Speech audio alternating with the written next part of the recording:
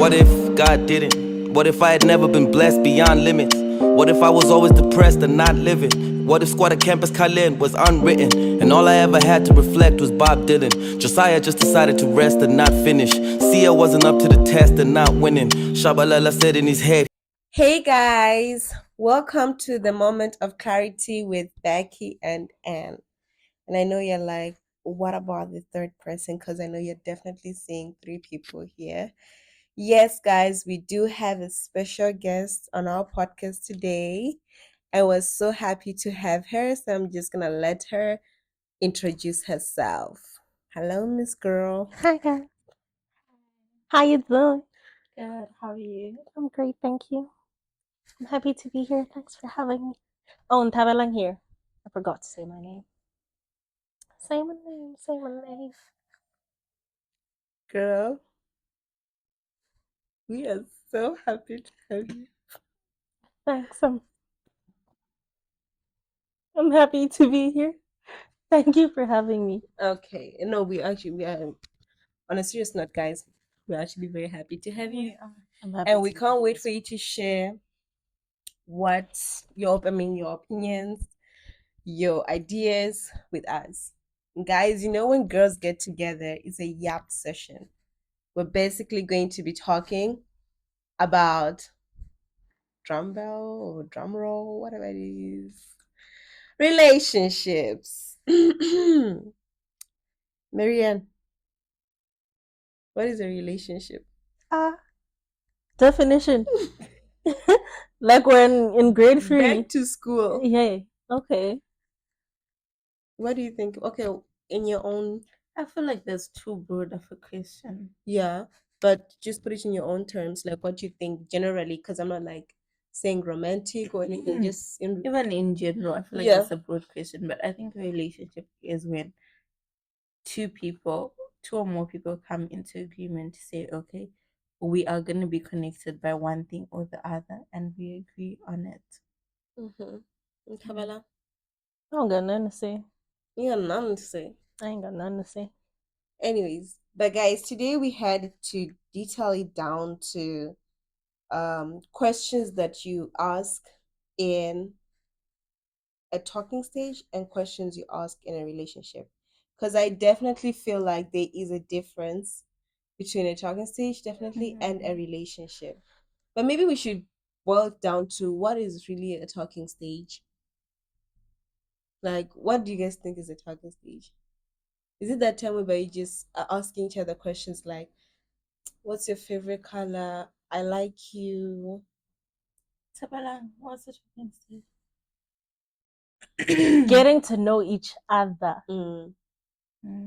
to determine whether or not you're compatible enough Yeah, for a relationship.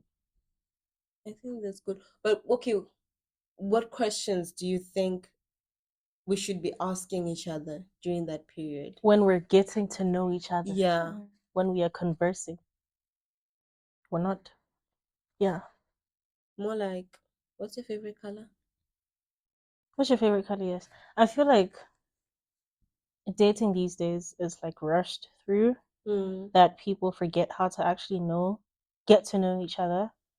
I think we just need to go back to the basics. The way we made friends in grade 1 in preschool. Hi, what's your name? What's your favorite color? Who are you? But in preschool, Before. yeah, I mean, like, yeah, I get that was in preschool. But as we grow older, I mean, like in high school, there used to be like those popular girls that you'd want to be friends with, you know? You don't want to be friends with? You want to be friends with. Like, you want to be part of that circle Mm-hmm. of those like popular girls. And maybe the first questions you'd ask would be what? Or you'd say, oh, I like your hair. That's the first thing that you say so that the girl can be like, oh, thank you. And then you're like, okay, maybe you like me or are we friends? Is that talking stage or not? That's talking stage, right? I guess. I don't remember how I used to make friends in high school. I just went to school one morning. Next thing, we're friends and we're inseparable. So you never like said something to that person that made them feel like, okay, fine, like I don't remember. girl. Do you remember how you made friends in high school? You remember that first day that you guys talked and You said, "Oh hi, what's your name? I think Let's I be friends." remember my best friend in high school was an Indian. Yeah. Uh huh. So I remember being so obsessed with Indian hair back then that I would just So your sit first in conversation oh, was about I their like hair, yeah, I was like, I like your hair. girl. I don't Literally. remember. That's what I used to say. Like, I like your hair, and it just brought everything together, and that's how we just started talking and became friends. Okay. But you, what do you think at talking stages? I think it's just getting to know each other. Just getting to know each How other. about we call it getting to know each other and just have beef with the word talking stage? Why? It's giving ambiguity. It's giving we don't know what we're doing. It's giving relationship without the title and just But a let's talking just say we're stage, getting to know each other. but a talking stage isn't a relationship. But that's what we call it in this generation. Generation. Exactly why? That's so weird. You're asking who? I don't know. Guys, can you answer in Tabelang? She's asking why do we call it a talking stage? So if you have an answer for her, drop it in the comment section. Another thing, guys, how long do you think a talking stage should actually be? Wait, aren't we still talking about the questions to ask in a talking stage? Okay, you still have questions. I said, give me Yes. examples. First and foremost, I feel like the question we need to ask is what are we doing and why are we doing this? Establish the intention of said talking stage. Are we just getting to know each other as friends, or are we trying to determine compatibility for a relationship? You don't just start talking to a person and you say, "What's your favorite color?" and you don't know where this is headed, you know? I feel like the first thing is establish why we are here. What are we doing here? Okay, so for instance, a guy walks up to you and says, "Hi, Tabelang, you're very beautiful. I'd like to get to know you," right? Mm-hmm. You guys now start talking. He's asking you questions. What do you like? What is it that you enjoy doing?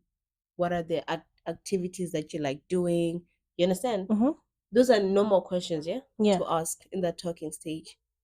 So when do we get to the point where I'll ask, where is this heading? Like, after how long should I ask that question?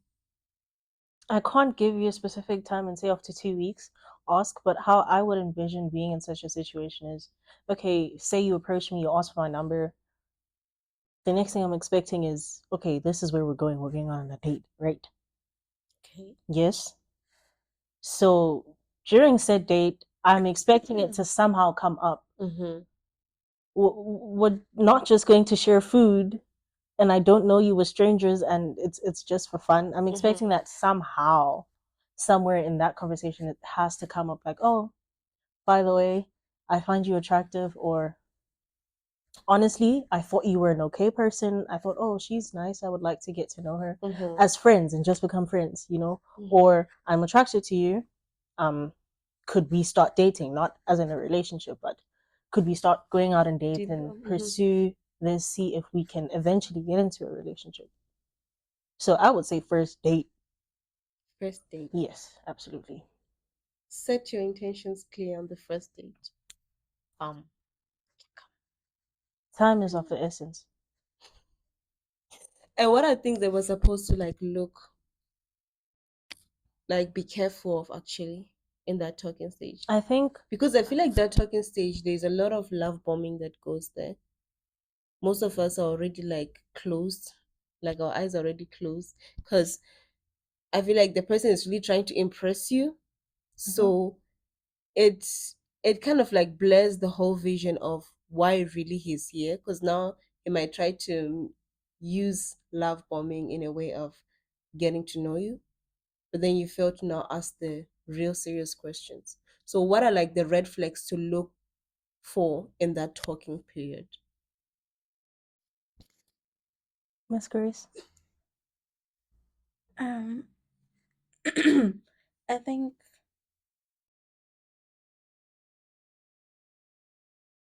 I think there's quite like a number of things that you have to look out for. Someone that's being inconsistent, they act like, okay, I want to know you today.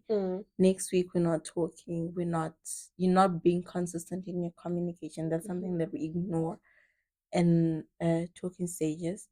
Another thing, I think, not getting carried away with, we're going out on dates, we're taking pictures, we're doing these things, and actually forgetting to ask the questions.